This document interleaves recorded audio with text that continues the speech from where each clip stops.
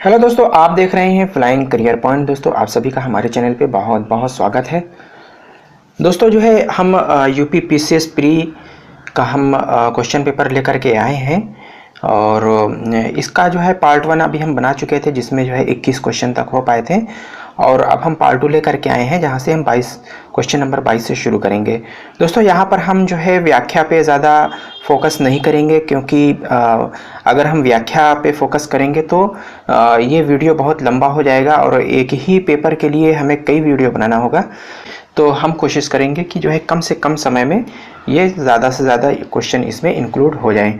तो इसलिए जो है हम यहाँ पे व्याख्या पे ज़्यादा फोकस नहीं करेंगे।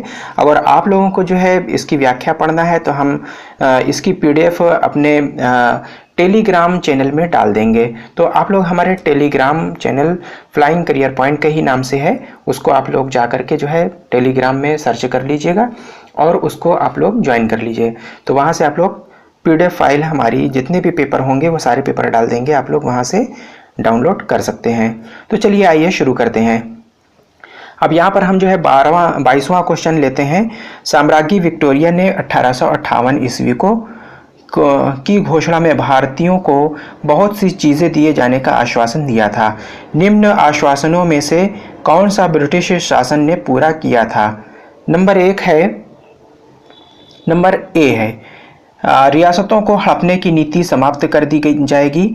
नंबर बी है देशी रजवाड़ों की यथा स्थिति बनाए रखी जाएगी। और नंबर सी है भारतीय व यूरोपियन सभी प्रजा को समान व्यवहार मिलेगा। नंबर डी है भारतीयों के सामाजिक व धार्मिक विश्वासों में कोई हस्तक्षेप नहीं करेगा।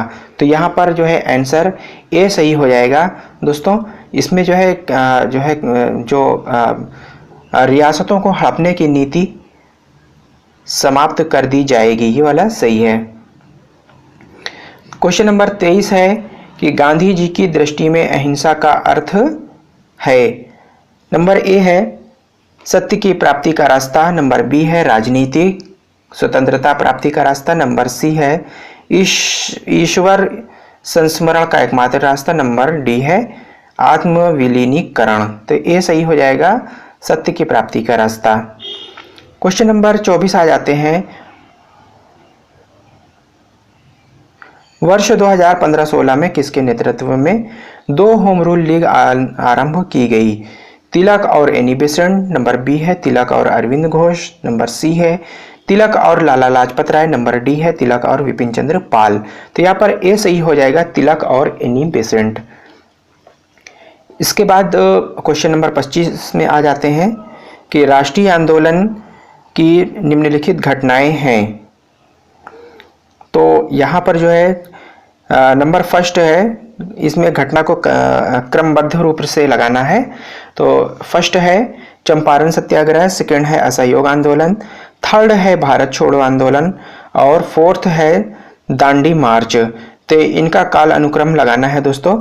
फर्स्ट में जो है दिया हुआ है कि 1 2 4 3, सेकंड में दिया हुआ है 2 1 3 4 और सी में दिया हुआ है कि 3 2 1 4, डी में दिया हुआ है 2 3 1 4।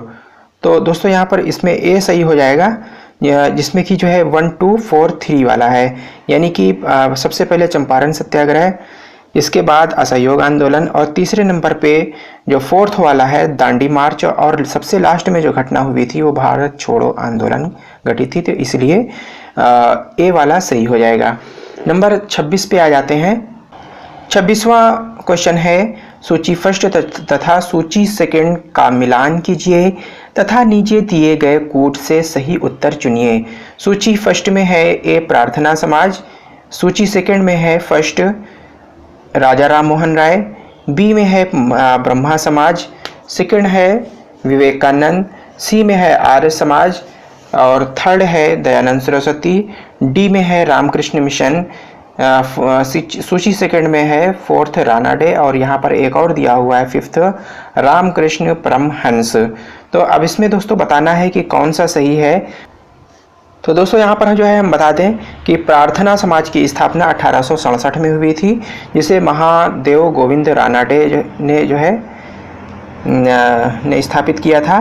तो प्रार्थना समाज का जो है पहले का 4 हो जाएगा, रानाडे A2 4, और बी का जो हो जाएगा ब्रह्मा समाज 1828 में राजा राम मोहन राय। तो बी का B2 1 हो जाएगा। और सी का आर्य समाज है, आर्य समाज की स्थापना 1875 में दयानंद सरस्वती ने किया था। और डी हो जाएगा रामकृष्ण मिशन।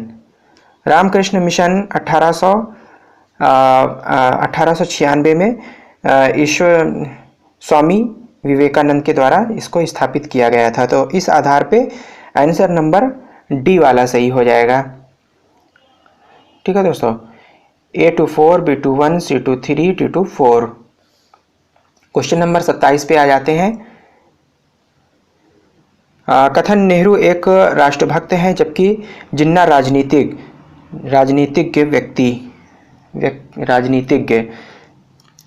व्यक्त किया था। मोहनदास करमचंद गांधी ने, मौलाना आज़ाद ने, सर मोहम्मद इकबाल ने, खान अब्दुल गफ्फार ने। तो बी वाला सही हो जाएगा। ये कथन जो है मौलाना आज़ाद ने व्यक्त किया था कि नेहरू एक राष्ट्रभक्त हैं, जबकि जिन्ना राजनीतिज्ञ हैं। क्वेश्चन नंबर 28 में आ जाते हैं कि खिलाफत स्वराज पार्टी की स्थापना की थी डॉक्टर राजेंद्र प्रसाद ने, सुभाष चंद्र बोस ने, CR दास और मोतीलाल नेहरू ने। और डी है BR अम्बेडकर ने। तो सी वाला सही हो जाएगा। खिलाफत स्वराज पार्टी की स्थापना CR दास और मोतीलाल नेहरू ने किया था। दोस्तों क्वेश्चन नंबर 29 है। भारत में स्थायी स्वायत्तशासी संस्था 1882 में सशक्त की गई थी।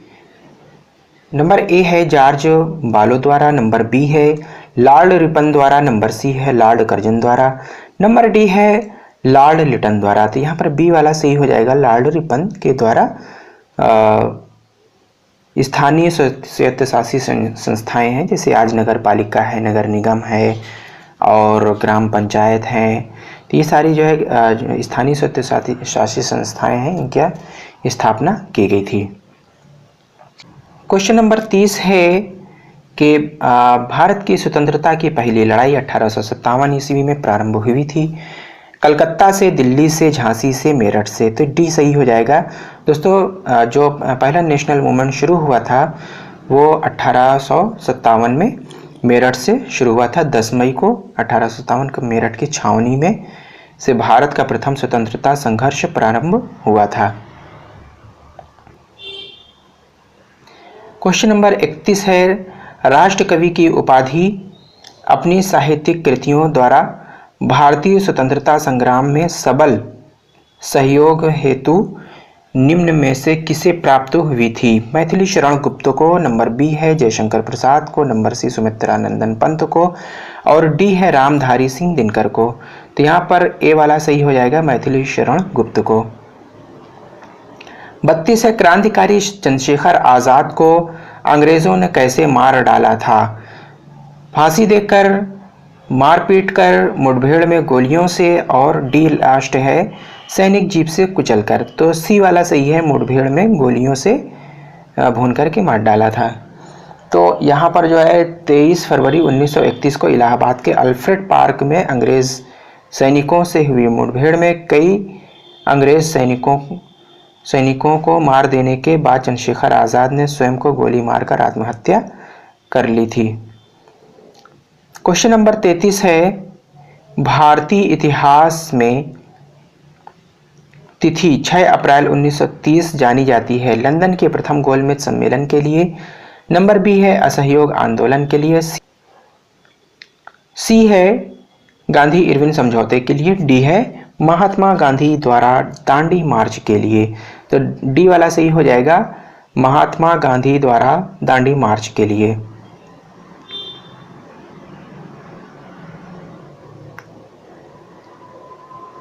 क्वेश्चन नंबर 34 है।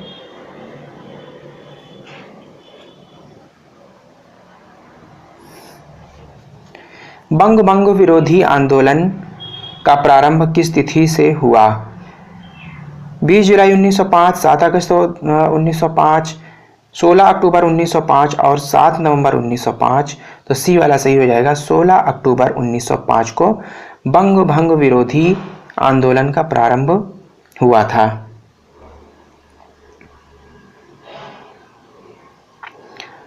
भारत के निम्न वायसरायों में से किसके काल में Indian penal code, civil procedure code और क्रिमिनल प्रोसीजर कोड पारित किए गए थे?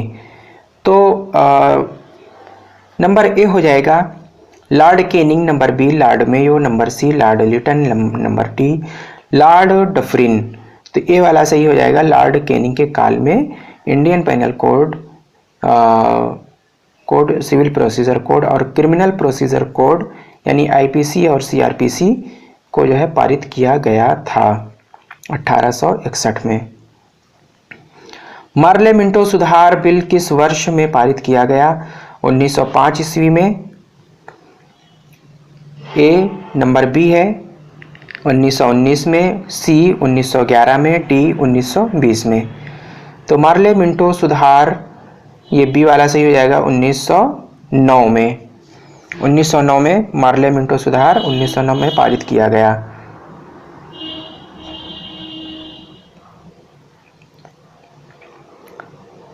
सैंतीस नंबर क्वेश्चन पे आ जाते हैं। सूची फर्स्ट को सूची सेकंड से मिलाइए और नीचे दिए गए कोड में से सही उत्तर का चयन कीजिए।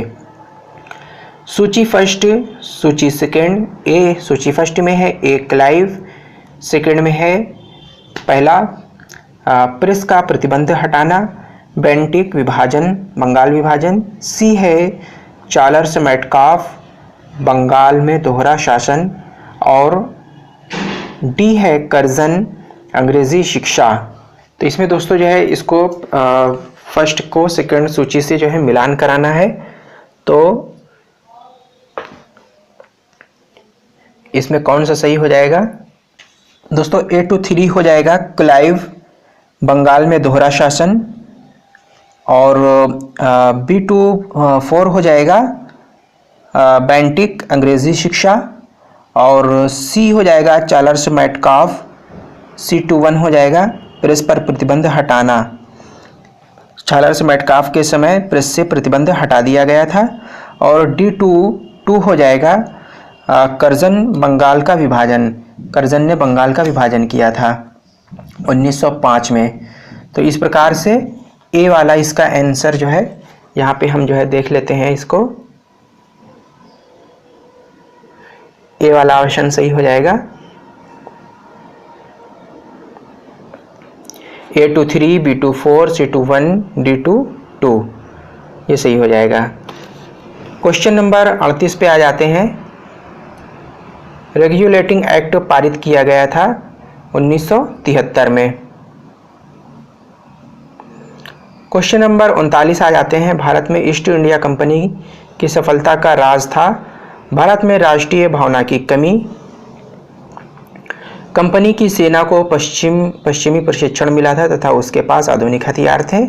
सी भारतीय सैनिकों को राष्ट्रीय भावना का अभाव था। भारतीय सैनिकों में राष्ट्रीय भावना का अभाव था जिसके फलस्वरूप जो कोई उन्हें अच्छा वेतन दे अपनी सेवा में लगा सकता था। नंबर डी है उपरोक्त सभी। तो नंबर डी वाला सही हो जाएगा कि ऊपर की तीनों बातें सही हैं, तीनों ऑप्शन वाला सही है तो डी सही हो जाएगा।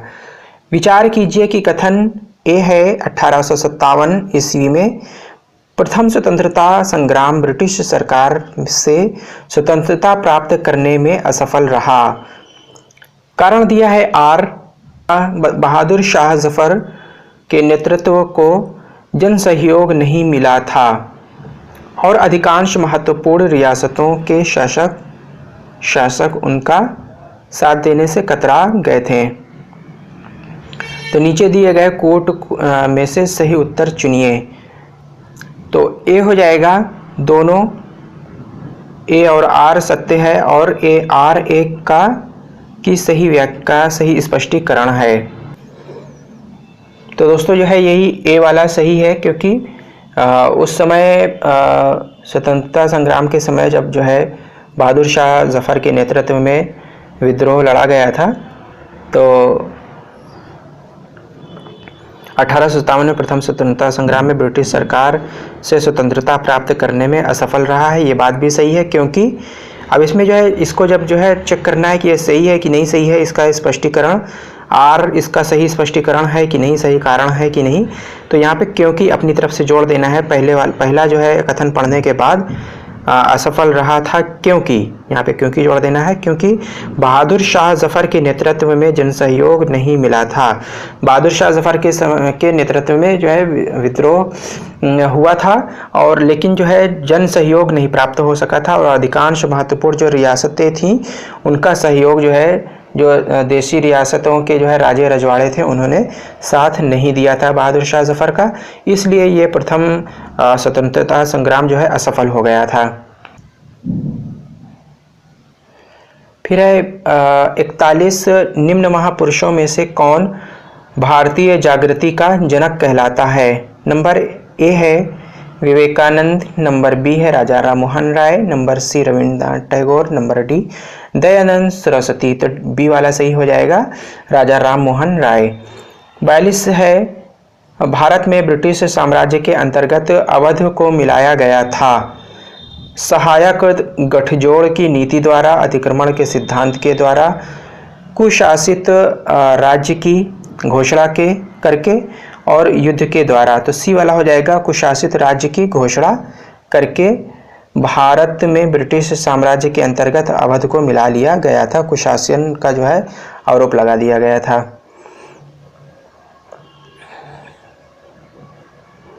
43 है पानीपत के तीसरे युद्ध में मराठों को पराजित किया था। मुगलों ने, अफगानों ने, मराठों को किसने पराजित किया था? नंबर ए है मुगलों ने, नंबर बी अफगानों ने, नंबर सी अंग्रेज़ों ने, नंबर डी रोहिल्लों ने। तो बी सही हो जाएगा, अफगानों ने इनको मराठों को हराया था तीसरे पानीपत के युद्ध में 14 जनवरी 1761 ईस्वी को। दोस्तों अब यहाँ से भारत का भूगोल के क्वेश्चन जो हैं तो इसको देख लेते हैं वन बाय वन करके। 44 क्वेश्चन। सूची फर्स्ट राज्य तथा सूची सेकंड राजधानियों का सुमेल कीजिए और तथा नीचे दिए कोट से सही उत्तर चुनिए। सूची फर्स्ट, सूची सेकंड। सूची फर्स्ट में स्टेट के नाम है असम, नागालैंड, अरुणाचल प्रदेश, मेघालय। सूची सेकंड में है शिलांग, कोहिमा, दिसपुर और ईटानगर। तो इसकी जो है इसका जो सही आंसर है वो असम की दिसपुर है, नागालैंड की कोहिमा है, अरुणाचल प्रदेश की ईटानगर और मेघालय की शिलांग। तो इस आधार पे ऑप्शन बी सही हो जाएगा दोस्तों। बी में है A22, B22, A23, B22, C24 और D21।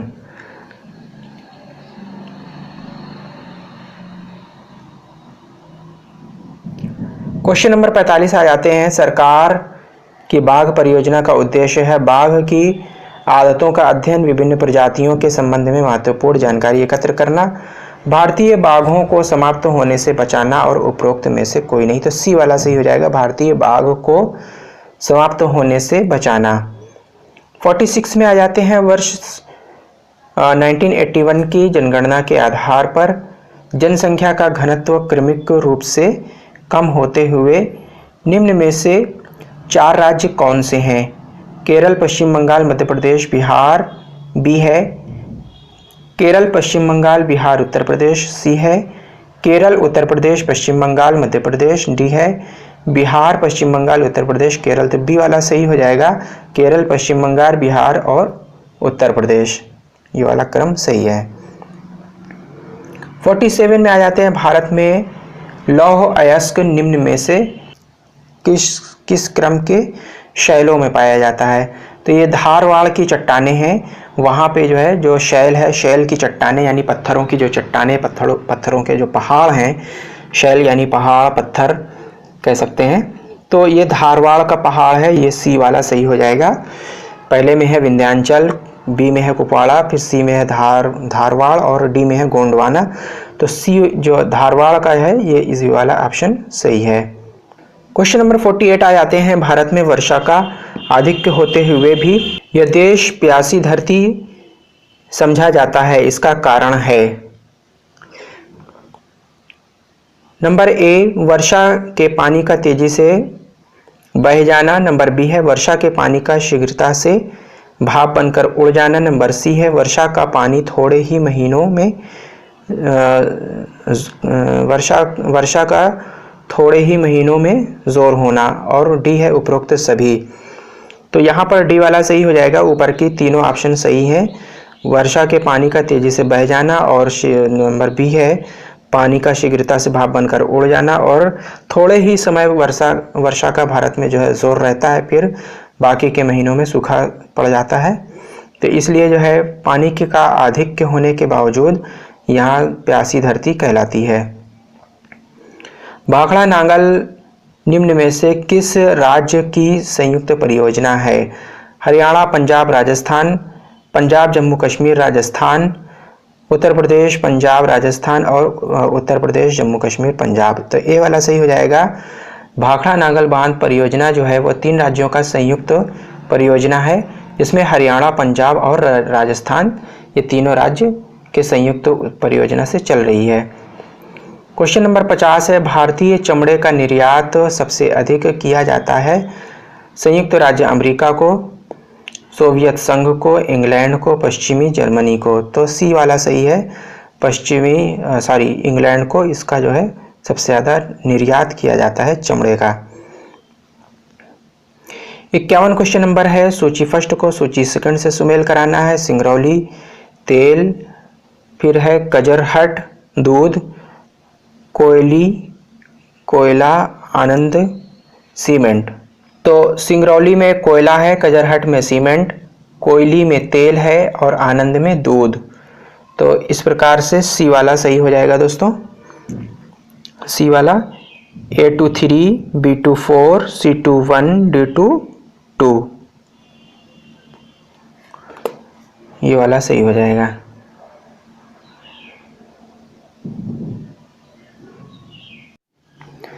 क्वेश्चन नंबर 52 है दोस्तों। मध्य प्रदेश के कोरबा जाना जाता है एल्युमिनियम के उद्योग के लिए, तांबा के उद्योग के लिए, अभ्रक के लिए और इस्पात के लिए। तो ये वाला सही हो जाएगा। एल्युमिनियम उद्योग के लिए जाना जाता है कोरबा मध्य प्रदेश का। 53 है। निम्न में से भारत के किन क्षेत्रों में औसत 200 मिलीमीटर वर्षा होती है? तो ए है केरल, तमिलनाडु, कर्नाटक, बी है जम्मू कश्मीर, सी है पश्चिम बंगाल, उड़ीसा, बिहार, डी है असम, मणिपुर, त्रिपुरा।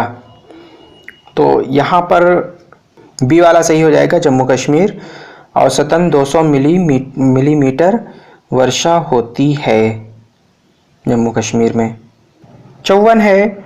निम्नलिखित में से कौन सा राज्य भारत का सबसे बड़ा चाय उत्पादक है?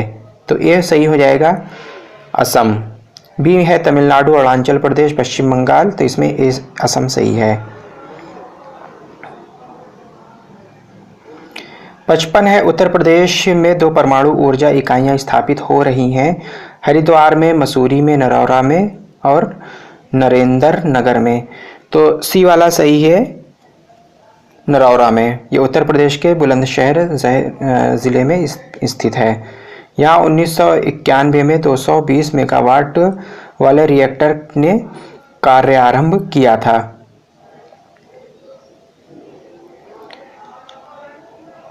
फिर है 56वां क्वेश्चन है। केंद्रीय खनन अनुसंधान संस्थान स्थित है कटक में। नंबर बी है धनबाद में, नंबर सी है जमशेदपुर में और डी है भावनगर में। तो बी वाला सही हो जाएगा। धनबाद में केंद्रीय खनन अनुसंधान संस्थान स्थित है। झारखंड में पड़ता है ये ज़िला धनबाद। विश्व का भूगोल शुरू होता है, वर्ल्ड ज्योग्राफी। तो इसमें सूची फर्स्ट को सूची सेकंड से मिलाना है। सूची फर्स्ट में समुद्री यात्री जो है आए हैं, जो विभिन्न देशों में कहीं भी मतलब गए हुए हैं, जो समुद्र की यात्रा जिन्होंने किया है। और सेकंड सूची में है देश, जिसका मिलान कराना है।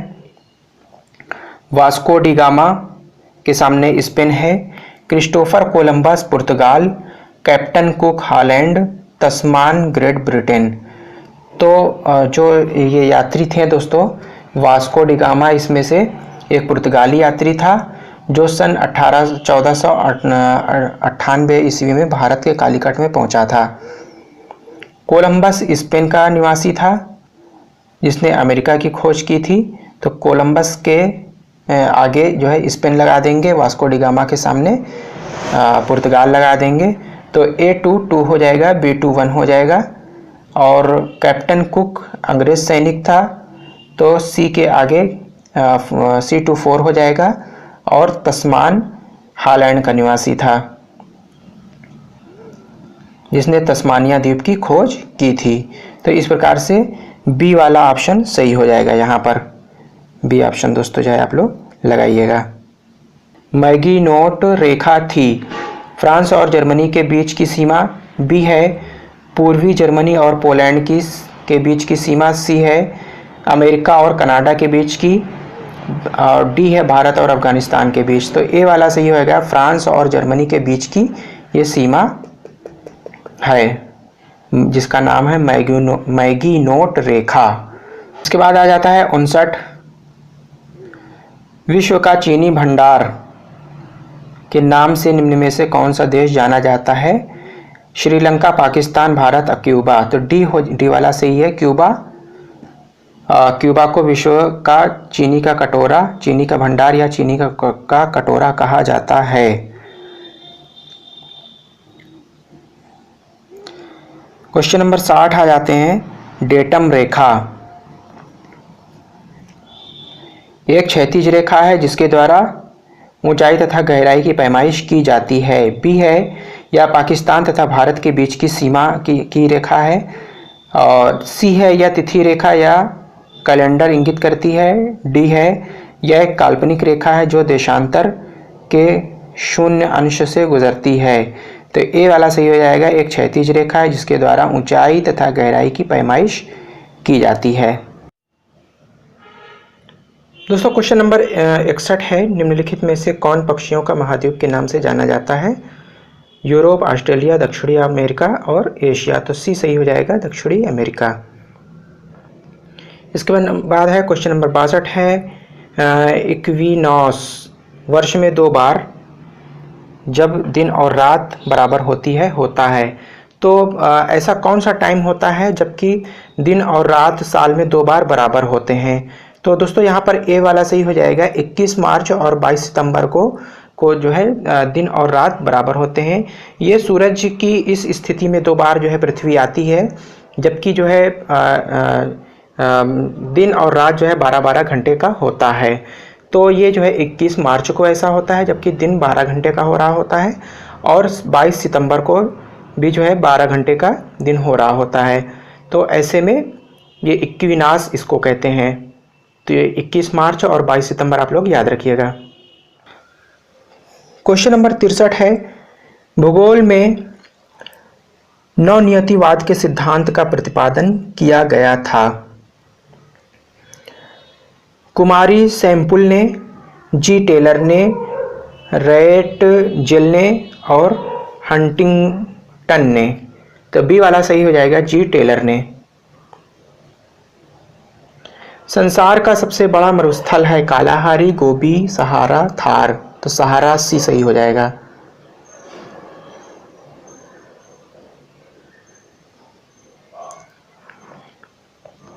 अब यहाँ से पॉलिटी का जो है शुरू होता है। तो पॉलिटी का चैप्टर है। क्वेश्चन नंबर 65, निम्नांकित में से भारतीय संविधान के कौन से अनुच्छेद में किसी भी रूप में अस्पृश्यता निषेध के लिए प्रावधान है? तो जो अस्पृश्यता है, अनटचेबिलिटी, तो ये जो है अनुच्छेद 17 में, आर्टिकल 17 में इसका प्रावधान दिया गया है। और 19 में की बात करें तो ये विचार अभिव्यक्ति है, जबकि 14 में समता का या समानता का अधिकार के विषय में दिया गया है। भारत का 66 है क्वेश्चन नंबर। भारत का सॉलिसिटर जनरल होता है एक प्रशासनिक अधिकारी, एक न्यायिक सलाहकार, प्रधानमंत्री का सलाहकार राष्ट्रपति को सलाह देने के लिए एक कानूनी अधिकारी। तो 66 में यहाँ पर जो बी वाला है एक न्यायिक सलाहकार होता है दोस्तों। ये भारत सरकार का जो सॉलिसिटर जनरल होता है, भारत सरकार का सबसे बड़ा वकील होता है। इसको न्यायिक सलाहकार भी कहा जाता है या सॉलिसिटर जनरल या हिंदी में महान्यायवादी कहा जाता है। इसको उल्लेख भारत के संविधान में अनुच्छेद 76 में किया गया है और जिसकी नियुक्ति राष्ट्रपति के द्वारा की जाती है। 67 है योजना आयोग के उपाध्यक्ष को भारत सरकार के सरकारी वरीयता क्रम में महत्व का दर्जा दिलाया गया है।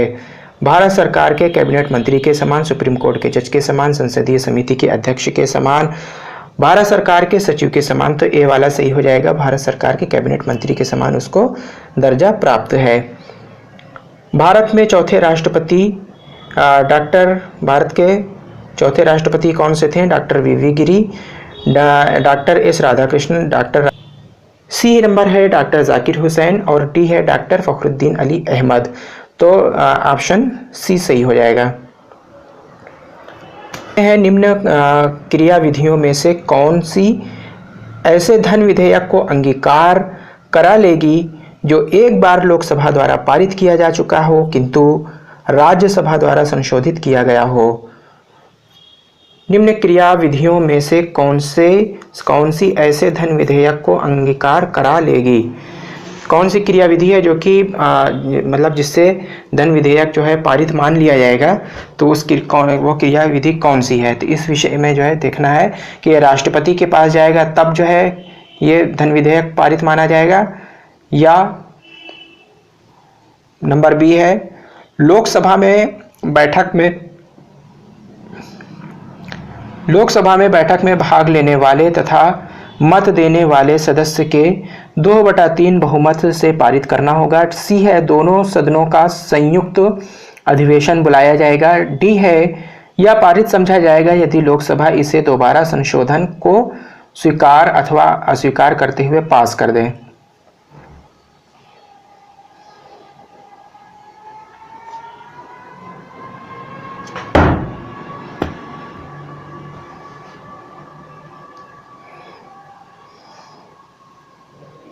क्वेश्चन नंबर 70 है कि न्यायिक पुनर्अवलोकन। न्यायिक पुनर्अवलोकन में न्यायालय को निम्नलिखित अधिकार है। यदि कोई कानून या आदेश संविधान के विपरीत हो तो उसे असंवैधानिक घोषित करना, निचले न्यायालयों के आदेशों का पुनर्अवलोकन करना। सी है निचले न्यायालयों के निर्णय के विरुद्ध अपील सुनना। और डी है कानूनों का इस दृष्टिकोण से परीक्षण करना कि उनके बनाने में निर्धारित प्रक्रिया का अनुपालन हुआ है। तो डी वाला सही हो जाएगा, कानूनों का इस दृष्टिकोण से परीक्षण करना कि उसके बनाने में निर्धारित प्रक्रिया का अनुपालन हुआ है।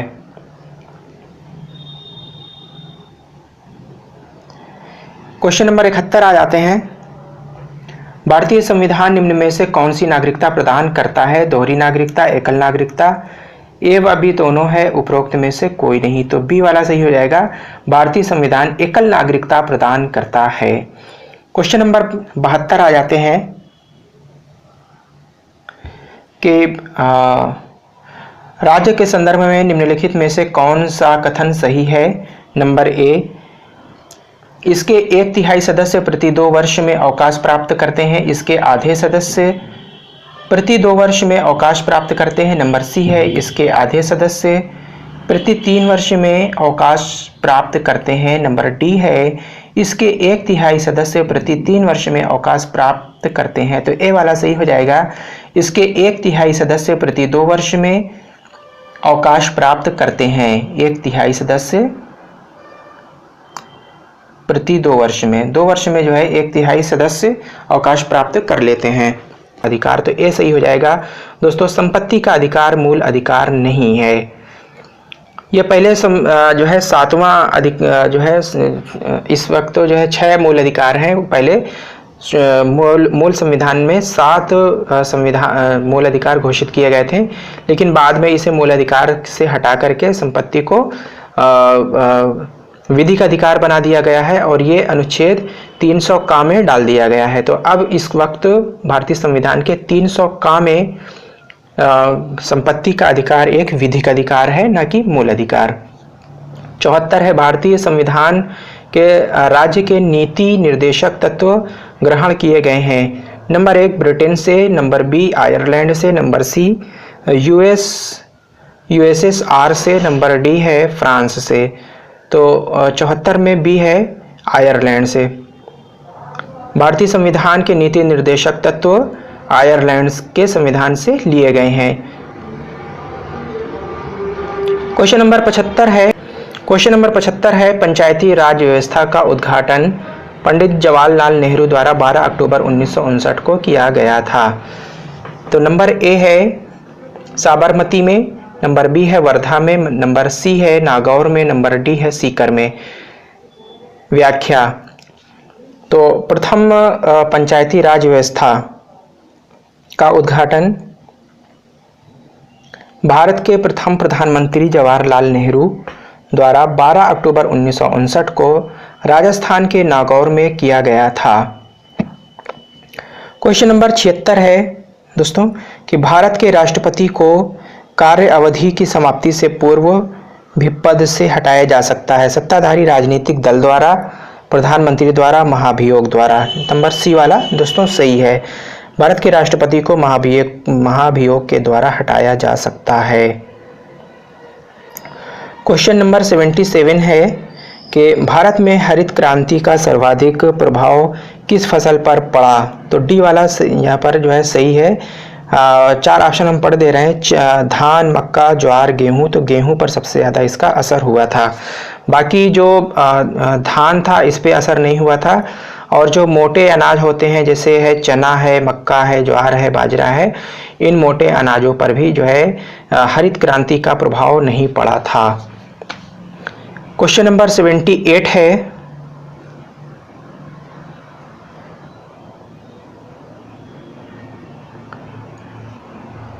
अवमूल्यन का अर्थ है कीमतों की कमी, घाटे की अर्थव्यवस्था। नंबर सी विश्व बैंक तथा अंतर्राष्ट्रीय मुद्रा कोष से ऋण। नंबर डी है मुद्रा के मूल्य में सोने के आधार पर कमी। तो डी वाला सही होगा, मुद्रा के मूल्य में सोने के आधार पर कमी। क्वेश्चन नंबर 79 है, भुगतान संतुलन को इस प्रकार परिभाषित किया जाता है।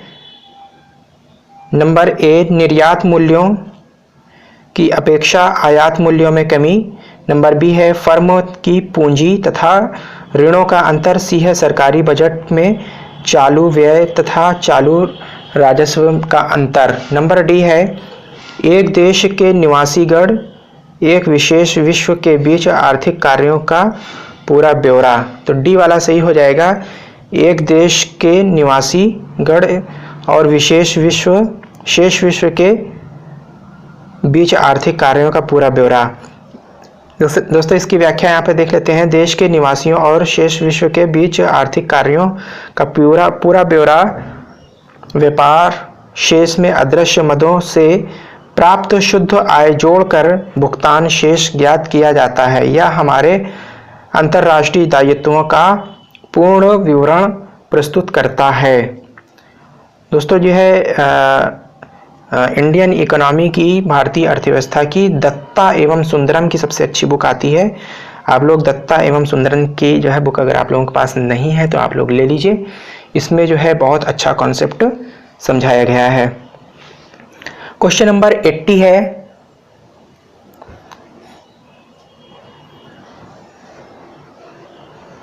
निम्न में से किस राज्य की प्रति व्यक्ति आय सबसे अधिक है। Number 1 A Goa, number B Punjab, number C Maharashtra, number D Gujarat.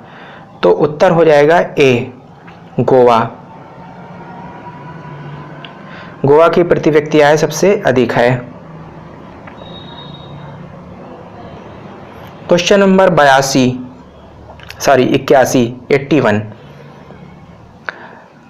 सातवीं योजना में IRDP के अंतर्गत रणनीति अपनाई गई थी। नंबर ए संपूर्ण परिवार का अंगीकरण, नंबर बी गांवों का अंगीकरण, नंबर सी विकास खंड का अंगीकरण, नंबर डी जिले का अंगीकरण। तो ये सही हो जाएगा। यहाँ पर IRDP की शुरुआत 2 अक्टूबर 1880 को 80 ईस्वी में की गई है। इसके क्रियान्वयन के लिए संपूर्ण परिवार का अंगीकरण किया गया है। इस कार्यक्रम के अधीन 200 लाख परिवारों को सहायता प्रदान करने का लक्ष्य रखा गया है। क्वेश्चन नंबर 82 पे आ जाते हैं कि नंबर ए है प्रथम योजना, योजना और कार्यक्रम। तो ए में दिया हुआ है प्रथम योजना, द्वितीय योजना, तृतीय योजना, चतुर्थ योजना और ई नंबर पे पंचम योजना। कार्यक्रम है तीव्र औद्योगिकरण, सामुदायिक विकास, आधारभूत उद्योगों का प्रसार। डी 4 नंबर है न्यूनतम आवश्यकता कार्यक्रम और स्वावलंबन की प्राप्ति एवं स्थिरता के साथ समृद्धि। तो यहाँ पर दोस्तों जो है जो डी वाला है ऑप्शन वो सही हो जाएगा। तो इसमें डी वाले में है कि A22, B21, C23, D25 और E24। प्रथम योजना सामुदायिक विकास, द्वितीय योजना तीव्र औद्योगिकरण और तीसरी जो योजना थी आधारभूत उद्योगों का प्रसार उसमें करना था। चौथी योजना में स्वावलंबन के प्रति की प्राप्ति एवं स्थिरता के साथ समृद्धि। पंचम योजना न्यूनतम आवश्यकता कार्यक्रम इसमें रखा गया था। ये दोस्तों जो है भारत लोग और अर्थव्यवस्था NCERT की ये बुक है।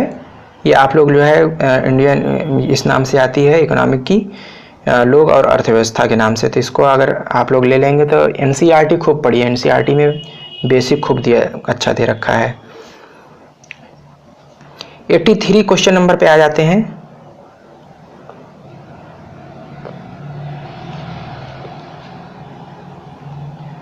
ऊंचाई की जगहों पर पानी 100 डिग्री सेंटीग्रेड के नीचे के तापमान पर क्यों उबलता है? क्योंकि वायुमंडलीय दबाव कम हो जाता है अतः उबलने का बिंदु नीचे आ जाता है। क्योंकि गुरुत्वाकर्षण कम होता है। नंबर सी है पर्वतों पर भारी हवाओं के कारण। नंबर डी है उपरोक्त में से कोई सही नहीं है। तो ए वाला सही हो जाएगा क्योंकि वायुमंडलीय दबाव कम हो जाता है अतः उबलने का बिंदु नीचे आ जाता है। क्वेश्चन नंबर 84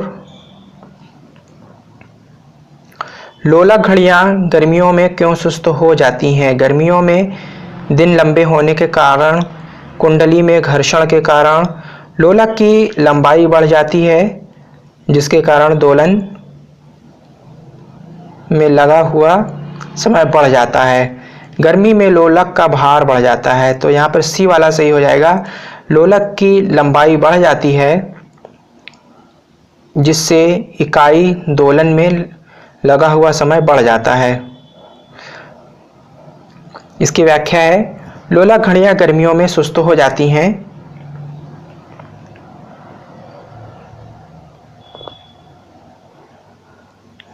हैं जिससे इकाई दोलन में लगने वाला, क्योंकि लोलक की लंबाई बढ़ जाती है जिससे इकाई दोलन में लगा हुआ समय बढ़ जाता है। इसके परिणाम स्वरूप लोलक को पहले की अपेक्षा अधिक दूरी तय करनी पड़ती है और घड़ी सुस्त हो जाती है। सर्दियों में लोलकों के तार की लंबाई कम होने से आवर्तकाल का समय कम हो जाता है और घड़ी तेज हो जाती है। क्वेश्चन नंबर 85 है दूरदर्शन के संकेत एक निश्चित दूरी के बाद नहीं मिल सकते क्योंकि संकेत दुर्बल है, एंटीना दुर्बल है, वायु संकेत को शोषित कर लेती है, पृथ्वी की सतह वक्राकार है। तो डी वाला सही है क्योंकि पृथ्वी गोल है। तो गोल होने के कारण जो तरंगे होती हैं वो घूम नहीं पाती हैं, वो तरंगे सीधी निकल जाती हैं। तो इस कारण जो है एक निश्चित दूरी के बाद टीवी के संकेत नहीं मिल पाते हैं।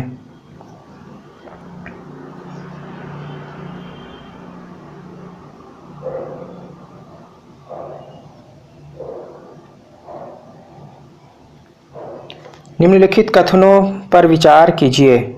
अर्नेस्ट रदरफोर्ड ने रॉयल सोसाइटी के समक्ष कहा था कि मनुष्य को नाभिकीय शक्ति कभी नहीं उपलब्ध होगी। कारण क्योंकि उसे यह विश्वास था कि आइंस्टीन का नियम फेल हो जाएगा और मात्रा ऊर्जा में परिवर्तित नहीं होगा। तो इसका जो है ए वाला है, ए आर सही है, आर ए की सही व्याख्या है, बी है ए आर दोनों सही है, आर ए की सही व्याख्या नहीं है, सी है ए सही है, आर गलत है, और डी है ए गलत है, आर सही है। तो यहाँ पर दोस्तों ए वाला सही है कि अर्नेस्ट रदरफोर्ड ने रॉयल सोसाइटी के समक्ष यह कहा था कि मनुष्य को नाभिकीय शक्ति कभी नहीं उपलब्ध होगी, क्योंकि उसको यह विश्वास था कि आइंस्टीन का जो नियम है वो फेल हो जाएगा और जो मात्रा ऊर्जा में परिवर्तित जो है नहीं होगी। तो ए आर दोनों सही है और ए की जो है आर सही व्याख्या कर रहा है। क्वेश्चन नंबर 87 है कि सड़क पर चलने की अपेक्षा बर्फ पर चलना कठिन है, क्योंकि बर्फ सड़क से सख्त होती है, सड़क बर्फ से सख्त होती है। जब हम अपने पैर से धक्का देते हैं तो बर्फ कोई प्रतिक्रिया व्यक्त नहीं करती। बर्फ में सड़क की अपेक्षा घर्षण कम होता है। तो यहाँ पर डी वाला सही है, बर्फ में सड़क की अपेक्षा घर्षण कम होता है। सड़क पर चलने में हमें आसानी होती है, क्योंकि पृथ्वी पर उसकी सतह खुरदुरी होने के कारण घर्षण बल उत्पन्न होता है और उसकी सतह खुरदुरी होने के कारण ही हम उस पर पैर टिकाकर पृथ्वी को पीछे ढकेलते हैं और न्यूटन के तृतीय नियम के अनुसार हम आगे बढ़ जाते हैं। दूसरी ओर बर्फ बहुत चिकनी होती है, अतः पैर तथा बर्फ के बीच में घर्षण गुणांक काफ़ी कम होता है। फलस्वरूप घर्षण बल कम होता है, इसलिए बर्फ पर चलने में कठिनाई होती है। 88 में आ जाएंगे। क्वेश्चन नंबर 88, दूरबीन का आविष्कार किया था गैलीलियो ने, नंबर बी है गुटेनबर्ग ने, नंबर सी है एडिसन ने, नंबर डी ग्राहम बेल ने। तो दूरबीन का आविष्कार गैलीलियो ने किया था दोस्तों।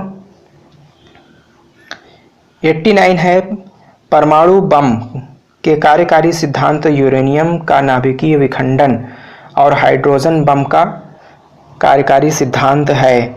नंबर ए ड्यूटेरियम का नाभिकीय संलयन, नंबर बी है थोरियम का नाभिकीय विखंडन, नंबर सी है हाइड्रोजन गैस वाले बम का विस्फोट, नंबर डी है डायनामाइट तथा टीएनटी का विस्फोट।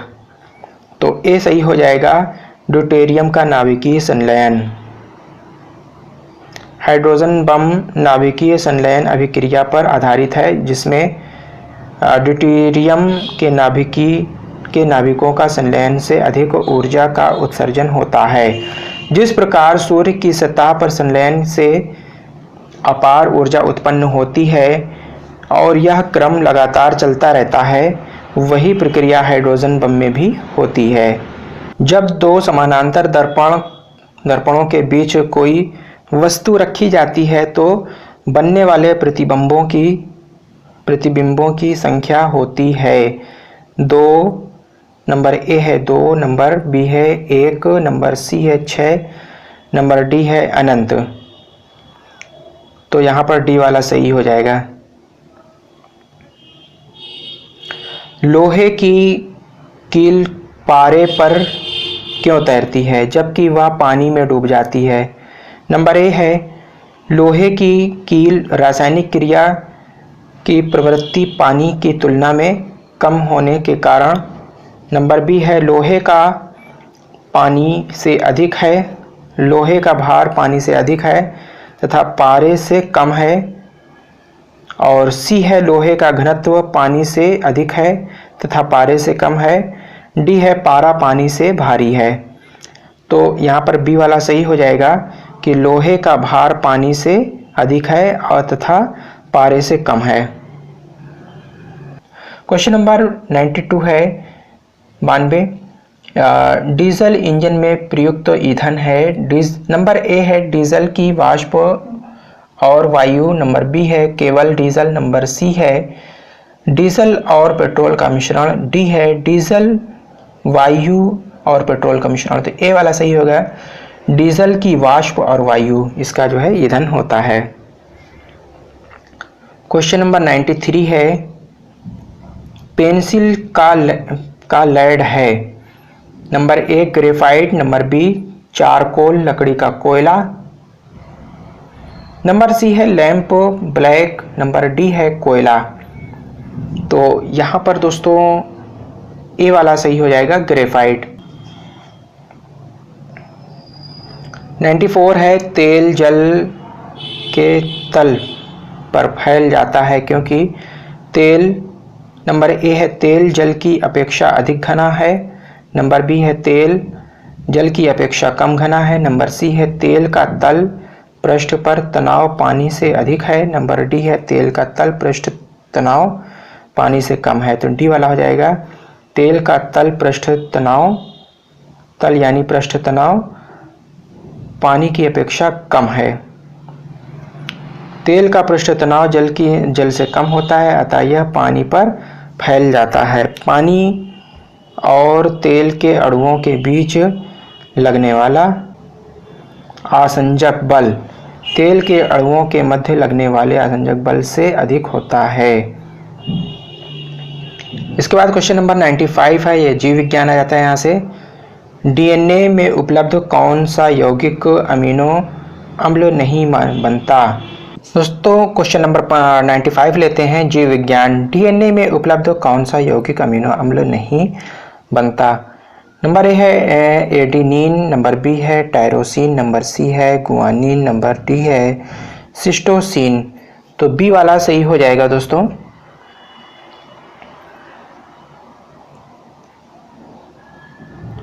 क्वेश्चन नंबर 96 लेते हैं, ट्रिपल एंटीजन एक बच्चे को दी जाती है पोलियो, चेचक, डिप्थीरिया को रोकने हेतु। नंबर बी है डिप्थीरिया, कुकर खांसी, टिटनेस को रोकने हेतु। नंबर सी है चेचक, कुकुर खांसी, टिटनेस को रोकने हेतु। और डी है पोलियो, टिटनेस, कुकुर खांसी को रोकने हेतु। तो व्याख्या है यहाँ पर जो है बी वाला दोस्तों को यह क्वेश्चन आंसर सही हो जाएगा, डिप्थीरिया, कुकुर खांसी और टिटनेस को रोकने हेतु। इसकी व्याख्या है, ट्रिपल एंटीजन की सुई बच्चों को डिप्थीरिया, कुकर खांसी और टिटनेस रोकने हेतु लगाई जाती है। यह शिशु के शरीर में रोग प्रतिरोधक क्षमता उत्पन्न कर देती है, जिससे शिशु इन बीमारियों से ग्रस्त नहीं होता है। 97 अधिकांश प्राणियों के जीवित पदार्थ का लगभग 80% पदार्थ है प्रोटीन, वसा, कार्बोहाइड्रेट, खनिज। तो सी वाला सही हो जाएगा, कार्बोहाइड्रेट। 98 है, शीशे की छड़ जब भाप में रखी जाती है तो इसकी लंबाई बढ़ जाती है परंतु इसकी चौड़ाई अप्रभावित रहती है। नंबर ए है अप्रभावित रहती है परंतु इसकी चौड़ाई, नंबर ए है अप्रभावित रहती है, घट जाती है, सी है बढ़ती है और डी है अव्यवस्थित होती है। तो इसकी व्याख्या है, शीशे की छड़ जब भाप में रखी जाती है इसकी लंबाई बढ़ जाती है परंतु इसकी चौड़ाई अव्यवस्थित होती है। हाइड्रोफाइटा कहते हैं एक सामुद्रिक जानवर को, एक जलीय पौधे को, एक पौधी रोग को, एक जड़ रहित पौधे को। बी वाला को आंसर सही हो जाएगा, एक जलीय पौधे को। व्याख्या है, जल में उगने वाले पौधे को हाइड्रोफाइटा कहते हैं जैसे कमल, सिंघाड़ा इत्यादि। इनमें से कौन सा सही है। ए, शरीर में सारा रक्त किडनी के माध्यम से मिल जाता है, शरीर में सारा रक्त किडनी के माध्यम से गुजरता है, शरीर में सारा रक्त किडनी के माध्यम से शुद्ध होता है, शरीर में सारा रक्त किडनी के माध्यम से बनता है। तो सी वाला है, शरीर में सारा रक्त किडनी के माध्यम से शुद्ध होता है। इसके बाद विज्ञान एवं प्रौद्योगिकी साइंस टेक आ जाता है। क्वेश्चन नंबर 101 है, भारत में इनसेट 1D का प्रक्षेपण कब किया गया था? 10 जून 1990, 12 जून 1990, 13 जून 1990, 15 जून 1990। तो यहाँ पर बी वाला आंसर सही हो जाएगा, 12 जून 1990।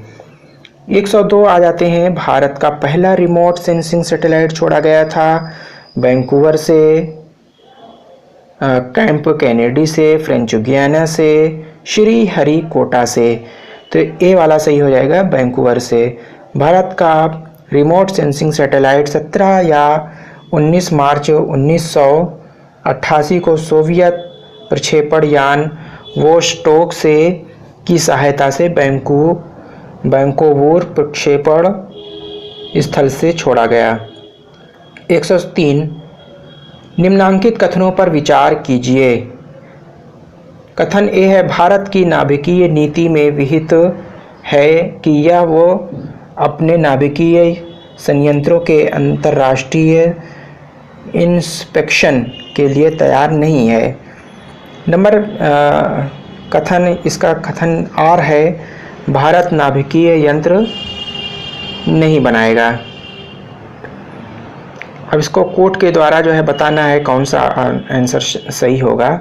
ए है, ए आर दोनों सही है, आर ए की सही व्याख्या है, ए आर दोनों सही है, आर ए की सही व्याख्या नहीं है।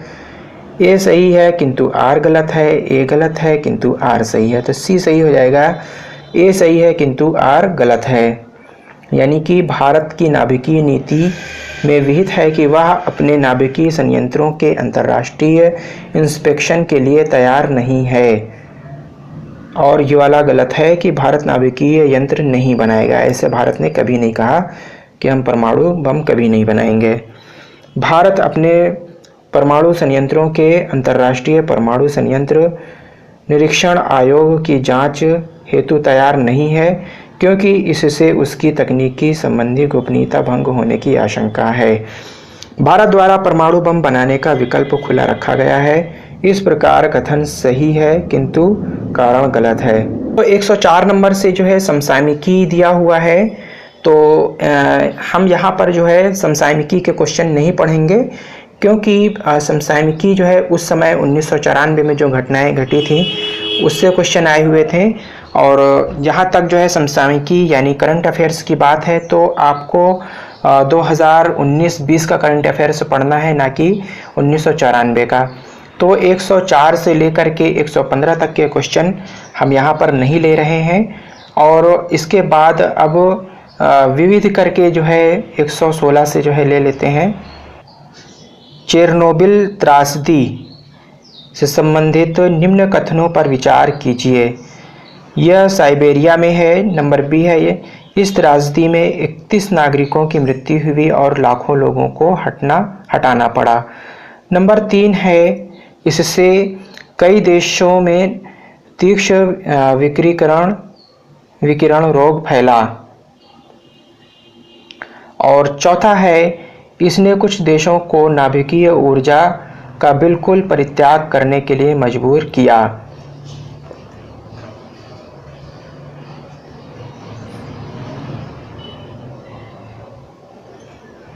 तो निम्न कोट में से सही उत्तर चुनिए।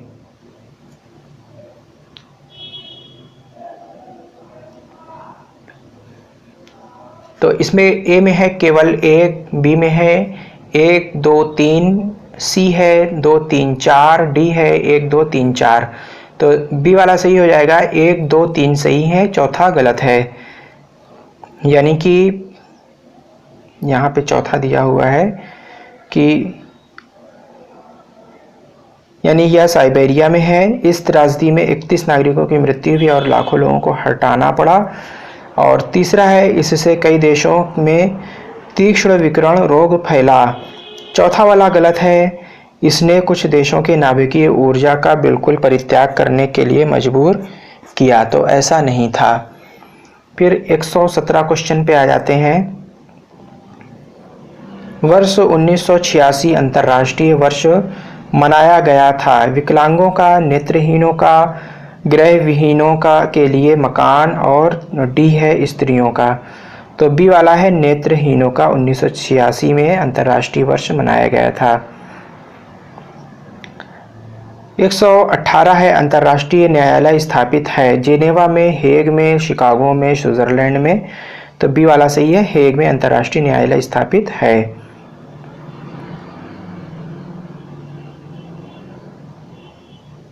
119 है निम्नांकित जोड़ों में से कौन सा सही मेल है। नंबर 1 नगरीकरण पर राष्ट्रीय आयोग, इसमें जो है M.N. बुच। बी का है दिया हुआ है परमाणु ऊर्जा आयोग, M.R. श्रीनिवासन। डी है परमाणु श्रम पर राष्ट्रीय आयोग, राजा चैलेया। और डी है नगरीय कला आयोग, H.Y. शारदा प्रसाद। तो बी वाला इसमें जो है सही है परमाणु ऊर्जा आयोग, M.R. श्रीनिवासन। क्वेश्चन नंबर 120 है निम्नांकित में से कौन सा विषय जनसंख्या एवं मानव जाति के महत्वपूर्ण आंकड़ों के अध्ययन से संबंधित है। पारिस्थितिक विज्ञान, नंबर बी है आनुवंशिकी, नंबर सी है जननांकिकी, नंबर डी है वायरस विज्ञान। तो यहाँ पर सी वाला सही हो जाएगा आनुवंशिकी।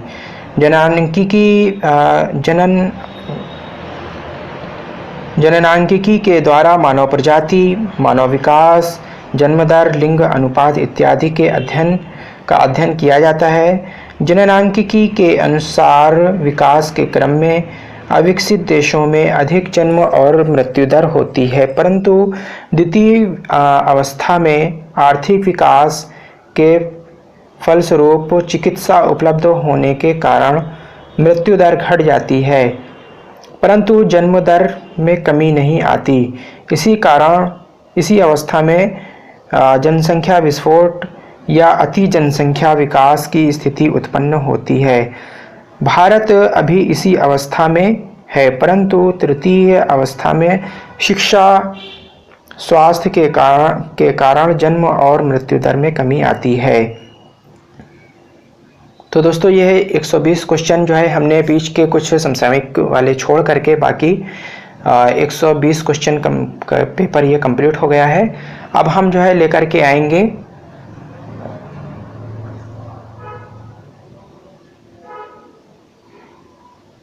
अगला पेपर। तो हम जो है दोस्तों आप लोगों को हमारी वीडियो कैसी लगी, अगर पसंद आई हो तो लाइक करिएगा, सब्सक्राइब करिएगा, शेयर करिएगा और बेल का आइकन प्रेस करना बिल्कुल भी ना भूलिएगा। Thank you.